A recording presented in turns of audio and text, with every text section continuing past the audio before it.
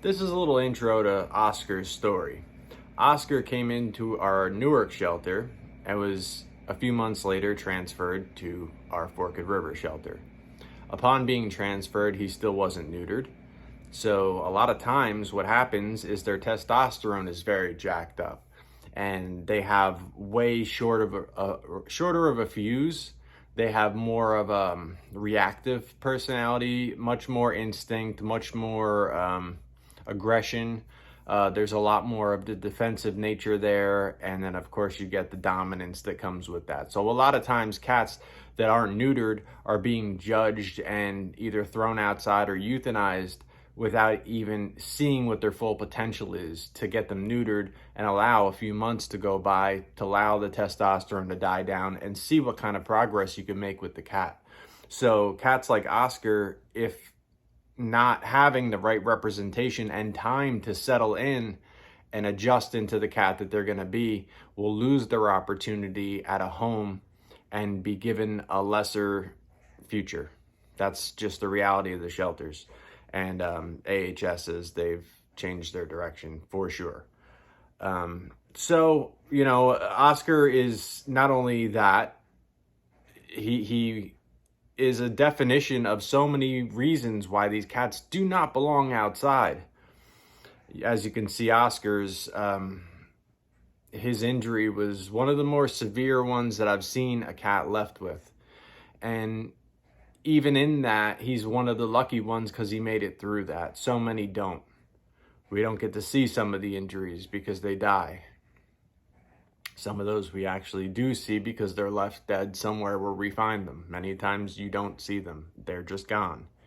And, we can paint the picture where things are all beautiful and fine and they went peacefully, but more realistically, nature can be very harsh, and a lot of times that's the case when an animal is at its end.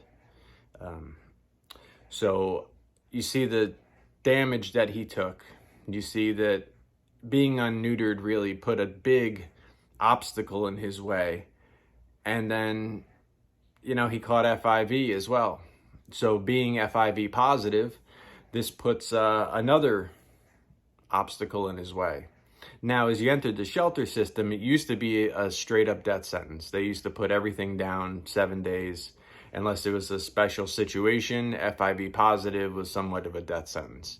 It's not quite that now, but see, this is the way things work in a shelter, because if you get FIV positive and then a cat like Oscar needs an entropion surgery, which he did, which is an eyelid surgery where the eyelid flips in and it rubs on the eyeball and will do damage to the eyeball. A lot of times that can cause a cat to wind up being blind, losing an eye, especially if he remained outside untreated. Also contributing to that is the big tomcat cheeks. As the face expands through the testosterone being built, it swells up the glands on the side of the face, which leads to being a target for many other cats attacking, as well as, it definitely changes the structure of a face a bit. So this could have contributed to his entropion. Regardless of the situation, whether it did, whether it didn't, he wound up with entropion. So now this requires someone standing up for this cat in the shelter. I was that person for him. But if someone's not there to stand up for this cat, a lot of the statements you get is, well, he is FIV positive. Well, I've seen that lean of the head. Well, one too many times, and it costs animals their lives. So because I was there to stand up for him and say, no, of course we need to get him this surgery. Why wouldn't we get him this surgery? Of course we're going to. And that set the wheels in motion to the point where he was just going to get his surgery. So he did get his surgery. He continued to work so well with me. His biggest trigger was being moved. When I moved him, a lot of times I'd have a towel and he would tuck in and really try to bite hard. But I continued to use caution with that. This type of hands-on activity, this type of hands-on interaction is very necessary to work with cats, which is another problem that is presented by Newark's new way of operations. They have applied feral cat dens to all of their cages. This provides the staff with the option to never touch the cat. Now, you can, of course, on your own accord, go back in and work with that cat after the cleaning is done. But I know the way shelters work, and the majority of your time that you're going to have with your cats is your interaction through your cleaning process, because you may be pulled in many directions of the building. And if you opt out of handling, which is more difficult, which is more dangerous, which is a lot of those things, but it is their biggest opportunity to work one-on-one with a human being and continue to make progress. So when a feral cat den is put in a cage, which they've successfully raised enough money to put them in every cage, they were very proud of themselves. You close that feral den, usually they hide in there, the more scared cats, the Oscars of the world. They hide in there, you close it, you move that out of the cage, you clean the cage, you move them back into the cage, and you open the thing and you walk away. And again, you can rely on the staff member, and it's their choice to go back into that cage to work with that cat. And when you have a week before a decision is made on that cat's future, these interactions are so important. But this is just an excellent example on so many levels that I really wanted to present to you Oscar's story. And as most of my stories go, he had a very happy ending.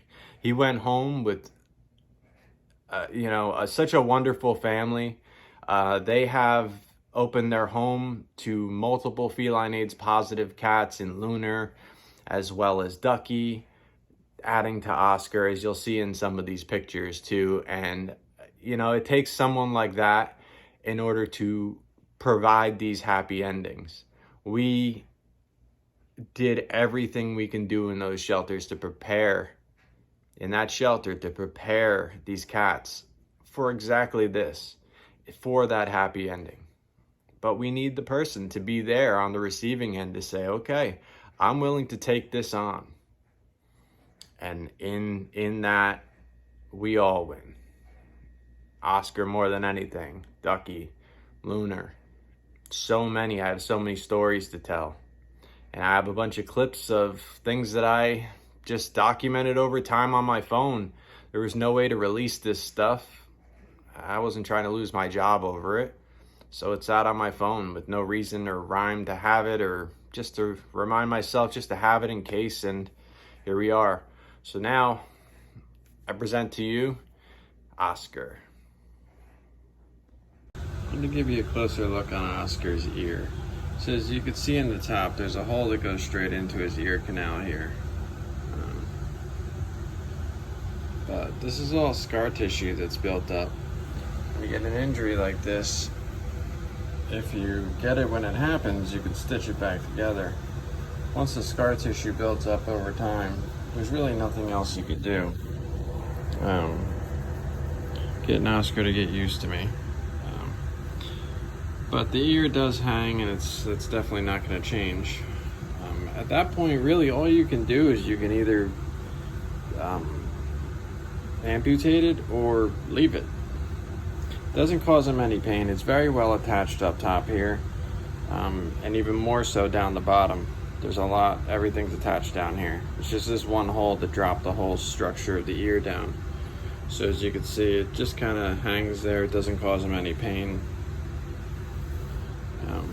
But he's a guy who's been out there fending for himself. He had to deal with this horrific injury and recover from that without any care. So now it's all just a matter of getting him used to human contact, and he's doing excellent. He got neutered just the other day, and this is it. Oscar's looking for a home.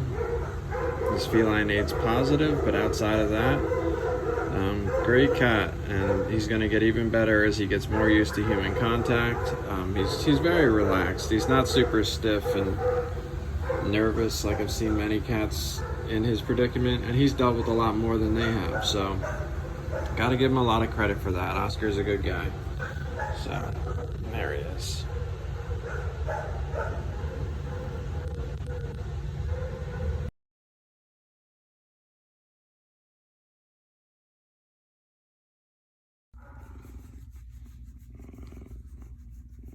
Today's Oscar's first day purring and actually rubbing into my hand. I've been giving him affection, but he's kind of just sat there, just kind of indifferent. Sometimes when you go to move him, he'll go to attack me, but I just use caution. But today's the first day. You could probably hear it if you could hear it over the dogs.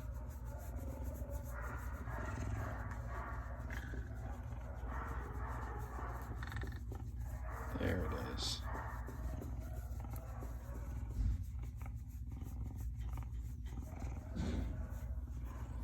And seeing as what he went through with this injury of his, and the fact that he showed up here unneutered, so I knew progress wasn't really going to start happening until that testosterone started to wear off.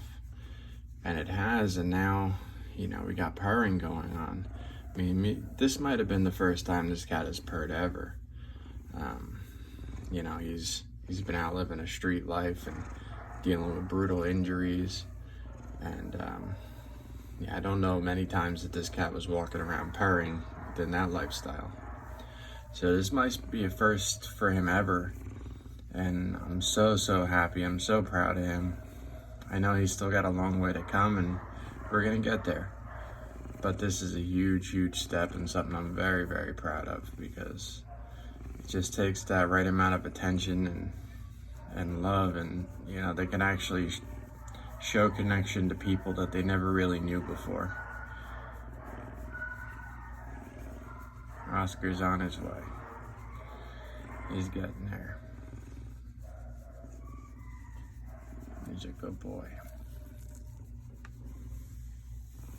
Good boy.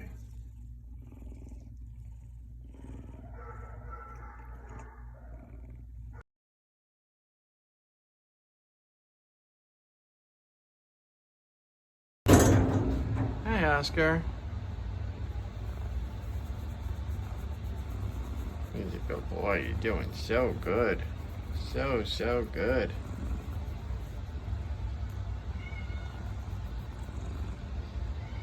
Yeah, man.